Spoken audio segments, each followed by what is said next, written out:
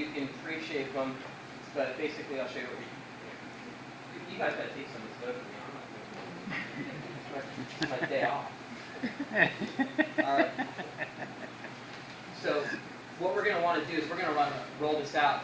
Well, not that long, but kind of long to make a pretzel out of it. Yeah. And when you've got a really well developed tight dough like this, it's not the easiest thing to do to get the dough to extend out like this. Next year I'm bringing wood too. This is Attaboy. You're not the first person that said that. Has everybody said And that? lots of guys have said that. The professional guys were too. This is awful. Okay, suck it. This is like picking at my mom's house or something. All right. Okay, so what we're going to do is we're going to pre-shape them, and we're going to get them like halfway to the pretzel shape, and we're going to let them rest. And once the gluten relaxes a little bit, we can extend it out the rest of the way. So what we're going to do is we're going to, you guys are going to all work with me, right? We're going to flatten out the dough. I'll do mine And I after. roll in the same way I roll a baguette, which means if you're right-handed, the way you should be in the bakery, you're going to use your left hand, and you're going to start on the right side of the dough, and you're going to kind of use these two fingers and pinch it over like this, and then you're going to use your right hand to seal it up. So that looks like this. You're going to come across, start from the right, work to the left. If you're left-handed, you know, I can't even think about that. Yeah. So anyway, let's pretend we're all right-handed. We're going to go like this. And we're going to roll it up. So now you've done it again? You've done twice now? I've done twice, and I'm going to do, it usually takes about 3 times. On the third time, as you can see, there's only a little bit of dough left right here. So I'm going to put my finger right into the seam right there, and I'm going to fold it over right over my finger and seal it up. And now I've got my little pre-shape for the pretzel, this little lob. And I'm going to leave it rest with the seam side up. It doesn't make a huge difference, but it's just every little bit helps. So if I have the seam side up, the outside of the pretzel, the top part of the pretzel, is protected by the vent from drying out. So it lets it sit like that. But, you know, that's a Bavarian style shaped pretzel. I'm going to roll it up a little differently. I'm going to roll it more like I'm rolling a guitar, which means I want to put more dough into the center and less dough on the sides, so it's kind of tapered like a little torpedo roll.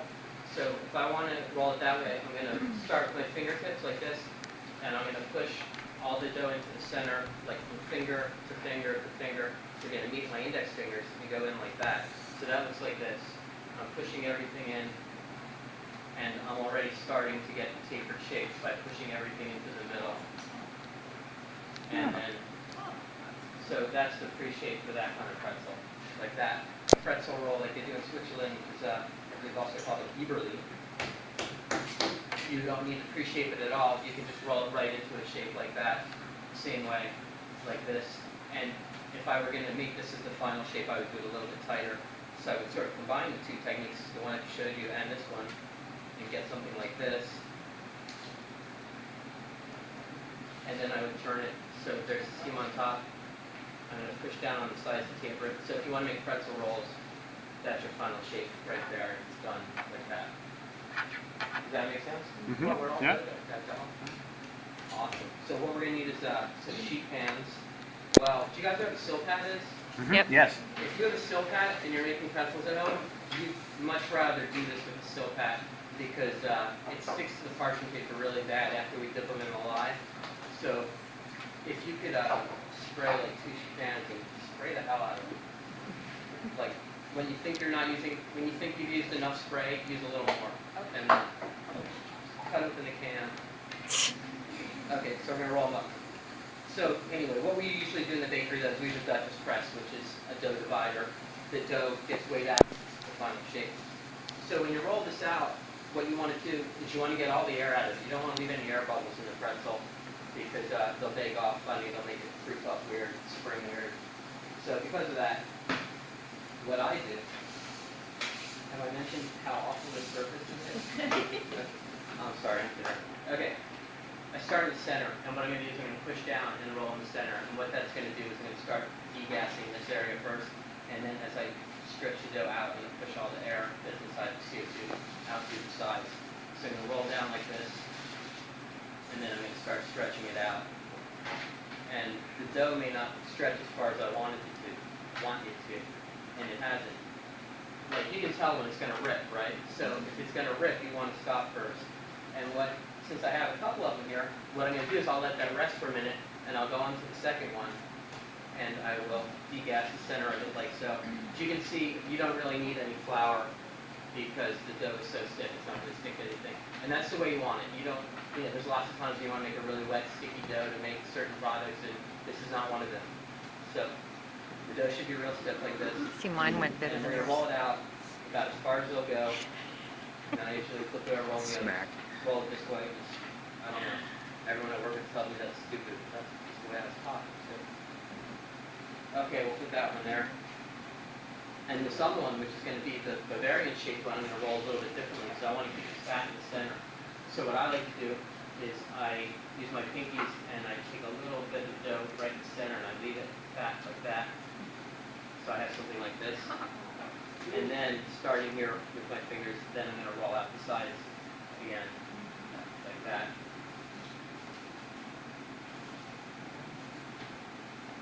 And so these are like the intermediate shapes now for the pretzels. We've got our Bavarian shaped pretzel and my more, I don't know, my non-traditional shaped pretzel. I'm not going to do that thing they do in the malls where they like go and spin around. I can't do that.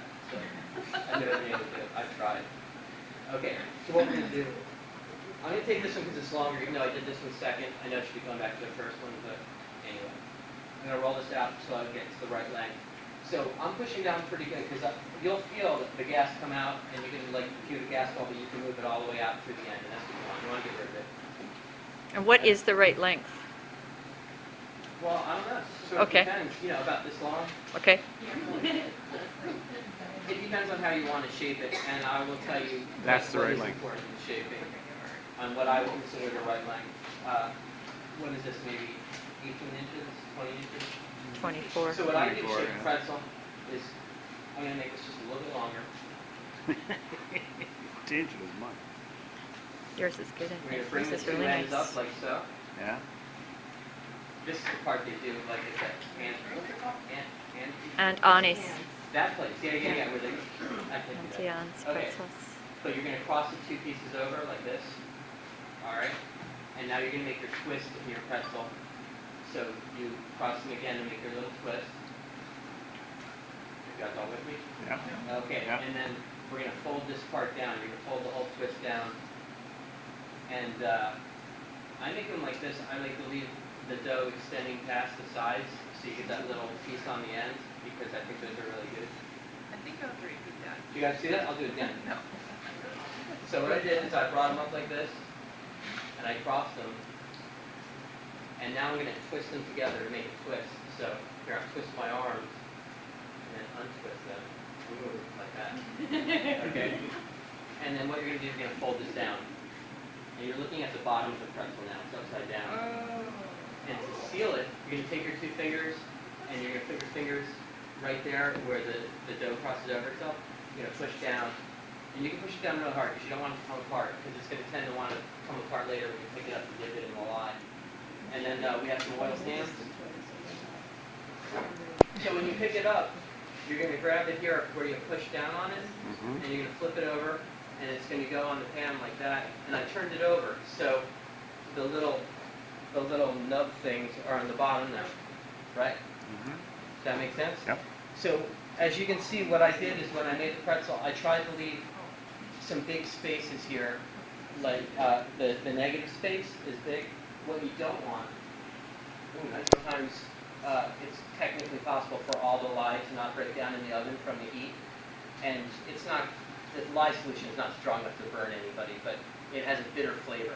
So we try to leave these spaces a little bit bigger, and that way the heat can get everywhere it needs to be, and all the lye will be broken down in the oven, and we'll talk about that more a little bit later. So we got our pretzel, Bavarian style pretzel. I shape it a little different. I've got Bavarian. I don't know if you guys are. I have some friends who have a German bakery, and I work with them sometimes, and they show me this stuff. So I got it fat in the middle here. I'm going to roll it out, and I'm going to try to keep that piece really thick in the middle because we're going to score that. And when it opens up, it'll be really white on the inside and really dark brown on the outside, and it'll look really nice. And I'm going to shape this a little bit different. What I'm going to do is I'm going to roll it out pretty much the same. I'm going to make it a little bit tapered on the ends. There's going to be a seam on here. since when I shape it, it's going to be upside down. Remember how we flipped it back over then? So if you can get that seam right on top when you start here, it works well. I'm going to cross it, but once you can see these are a little skinny, they're tapered, right? When I fold this down now, I'm going to put them so they don't overextend and make a little nub thing. So I'm just going to make them right to the edge, and I'm going to seal that. So when this gets flipped over, it's shaped a little differently. It's shaped more like this. Can you guys see how that's different from? I like to make them this